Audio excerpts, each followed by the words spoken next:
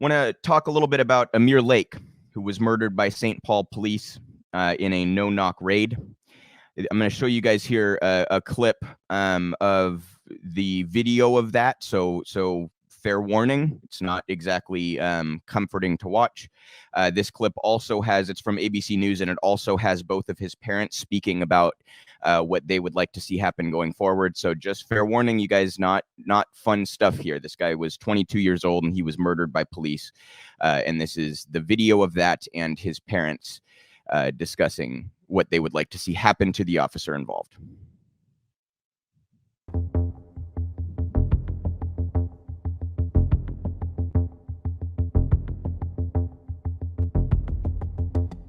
This is very, very detrimental and heart-wrenching and hard. I should be able to tell my son that I love you and he says I love you too. But now I have to do that in spirit. I can't do it in the flesh. That's not right. Amir was a bright light, and he deserves to be able to shine. I didn't think my son.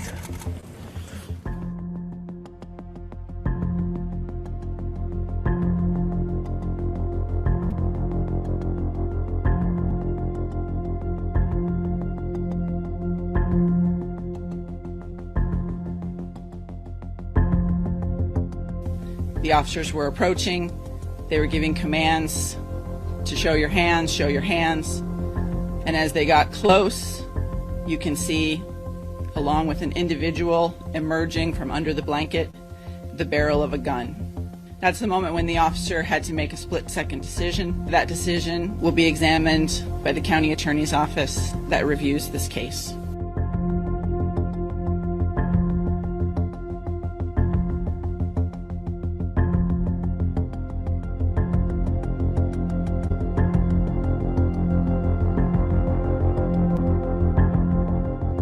They saw a black man reach for his gun, not knowing anything about Amir. And they shot. I mean, they didn't even give him a chance. I believe that he was executed by the MPD, and I want the police officer that murdered my son to be prosecuted and fired.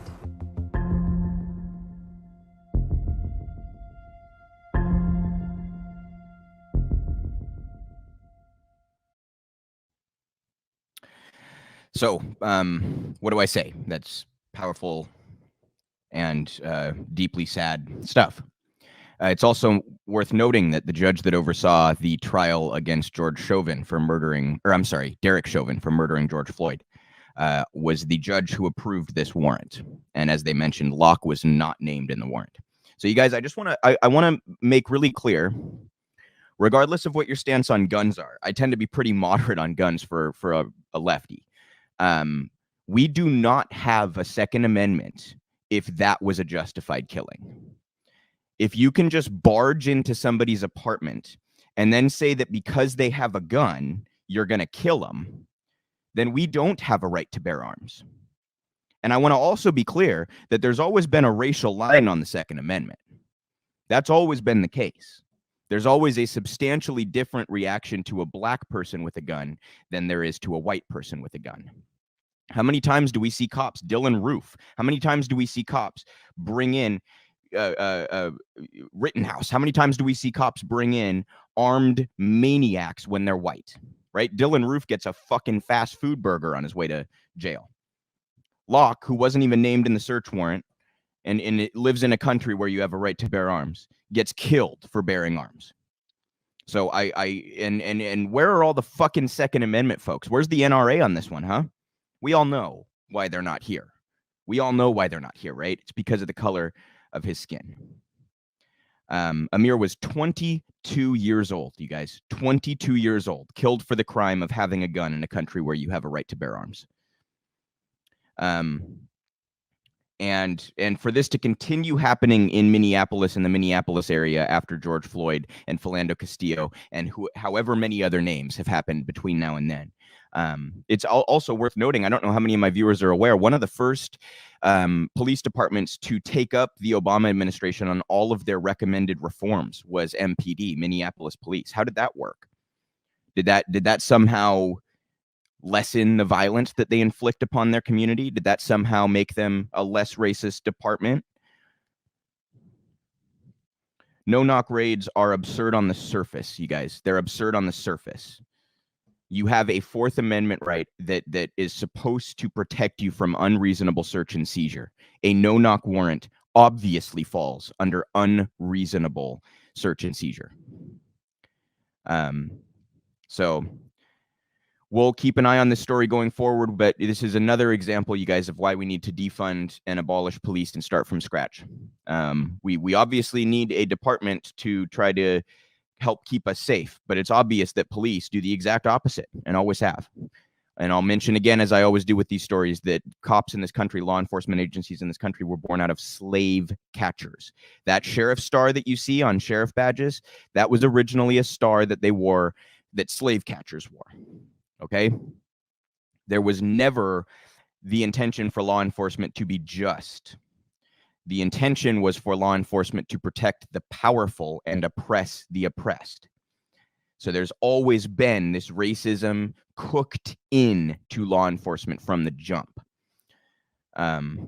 We need justice for Amir and for the plethora of other people who have been unjustly shot or killed or brutalized or arrested by police. And we'll keep up on that story. I hope the officer involved is charged, and I hope that the judge is scrutinized for approving such a ridiculous warrant, unjustified warrant. And, you know, I want to make sure everybody also understands that this is not just a one-off. None of these cases are. This is how cops are trained to behave. They are trained to shoot first and ask questions later. And you notice that the spokesperson for St. Paul Police said that, you know, well, we'll investigate whether or not that was an appropriate action. I think everybody understands it wasn't. You were in the wrong the moment you went into that apartment. It's just like Breonna Taylor. So once again, outrageous story about police. You guys, we had another story about cops where like an undercover cop was shot, and now they're charging a guy who didn't, you know, he was shot by cops. An undercover cop is shot by cops, and now they're charging the guy that they were going after for the murder of that fucking undercover cop. They're just unscrupulous. There's no other word really to describe. Barbaric, dystopian, authoritarian, fascist, whatever other word you want to fill in. Obviously racist, obviously classist and oppressive. No good words to describe police, though, are there? So we need to defund, abolish police, and start from scratch, and we need justice for Amir and, as I said, the plethora of other victims of police violence and brutality.